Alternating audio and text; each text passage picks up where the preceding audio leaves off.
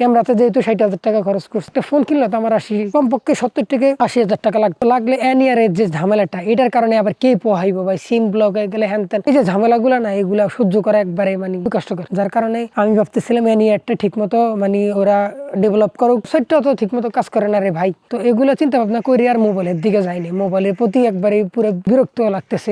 কি একটা নিয়ম চালু করছে, মোবাইলের সিম গুলা ব্লক হয়ে যায় নতুন যদি রেজিস্ট্রেশন না করে। যাই হোক, আমার ওই বাটন ফোন আছে, ওটাতে চলতেছে, কোনো সমস্যা হয় না, বাটন ফোন দিয়ে কথা বলতেছি। এই কারণে আমি এই বিকল্প ব্যবস্থা নিয়েছি ক্যামেরাটা ভিডিও করার জন্য। বেশ আইফোন নিলে আইফোন দিয়ে ভিডিও করতাম, ফোন দিয়ে লং টাইম করা যায় না। ফোন দিয়ে লং টাইম ভিডিও করলে ফোন পুরো গরম হয়ে যায়, হিট হয়ে যায়, অনেক সময় তো অটোমেটিক্যালি রিস্টার্ট নেয়। আবার আইফোনে হচ্ছে গিয়ে বেশি লং টাইম যদি ক্যামেরা ইউজ করেন তাহলে ওয়ার্নিং দেয়, এটা অনেকে জানেন। ভিডিও বানাই তাহলে আপনারা এরকম নিরিবিলি জায়গাতে আসতে হবে, এটা সত্যি কথা। আপনি মানুষের সামনে এরকম ভাবে কখনোই ভিডিও করতে পারবেন না। একটু নিরিবিলি পরিবেশ হলে এমনিতেই কথা বলতে ভালো লাগে, একটা কথার পর একটা কথা আমাদের সুন্দরভাবে চলে আসে। এটা হচ্ছে ভাবার কিছু নাই।